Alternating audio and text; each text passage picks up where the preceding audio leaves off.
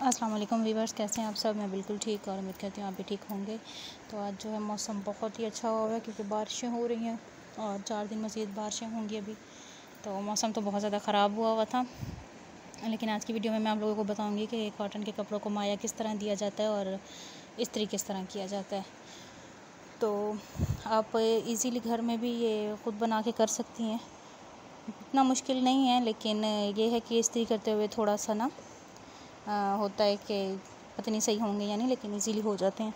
तो सबसे पहले मैंने ना 2 सूटों को मैंने माया देना है, तो उसी हिसाब से जो है मैंने पानी उबलने के लिए रख दिया है, जिसमें इजीली 2 सूट जो है ना मुकम्मल डिप हो सकें। उसके बाद मैंने ताज़ा पानी लिया है जो नल के वगैरह का या टूटी का होता है।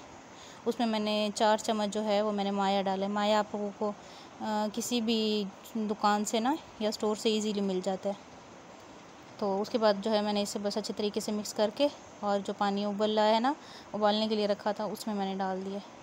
तो बस इसे 1 मिनट के लिए या 2 मिनट के लिए पका के और इसी तरह गर्म पानी को जो है बाल्टी में डाल के, और जो कॉटन के सूट थे उनको पहले मैंने धो लिया था और उनसे अच्छी तरह पानी निकाल लिया था, सरफ़ वगैरह ना हो उसमें, और उनको मैंने ना इसमें डिप करके रख दिया था।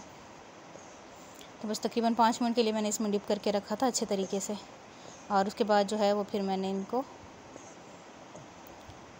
बिछा दिया था। तो जैसे सूख गए थे ना, तो मुकम्मल नहीं सूखे थे, अभी थोड़े हल्के हल्के से गीले ही थे, तो मैंने इनको तभी इस्त्री भी कर लिया था। तो हल्के हल्के से जब वो गीले हो ना, उनको इस्त्री कर लें तो वो ज़्यादा अच्छे इस्त्री हो जाते हैं। अगर सूख जाएं और फिर आप उन्हें इस्त्री करें ना, तो फिर थोड़ा सा मुश्किल होता है। इतने भी सूखे गीले ना हो कि आप इस्त्री करें और करंट ही लग जाए, लेकिन बस हल्की सी जैसे उसमें नमी रहे अभी, तो तभी उसमें ना उनको मैंने इस्त्री कर लिया। तो बिल्कुल इजीली इस्त्री हो गए हैं और कोई चुंट वगैरह भी नहीं है। तो इस तरह से आप ना इजीली घर पे ख़ुद इस्त्री कर सकती हैं। तो उसके बाद बस मैंने बच्चों के लिए बनाए हैं चिप्स,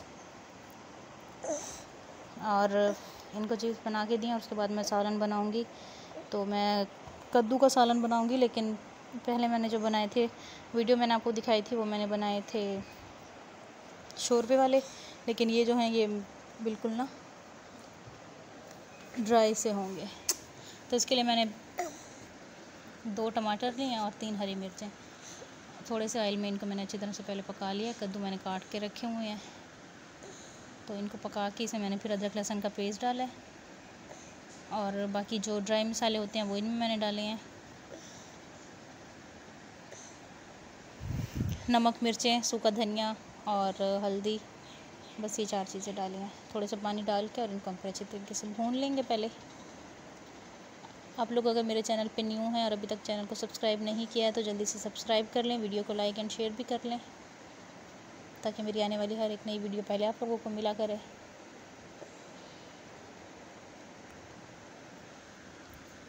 तो बस इसको जल्दी से ना पहले भून लेंगे, जिस तरह हम सालन के लिए मसाले को भूनते हैं।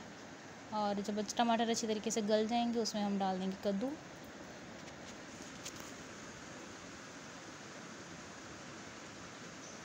तो कद्दू डाल के इसको हम थोड़ा सा पहले पका लेंगे। उसके बाद थोड़ा सा पानी डाल के और इसे गलने के लिए रख देंगे, जल्दी गल जाएंगे। तो बस अच्छे तरीके से मिक्स करके और इतनी देर इनको पकाना है कि इनका ऑयल फिर ऊपर आ जाए।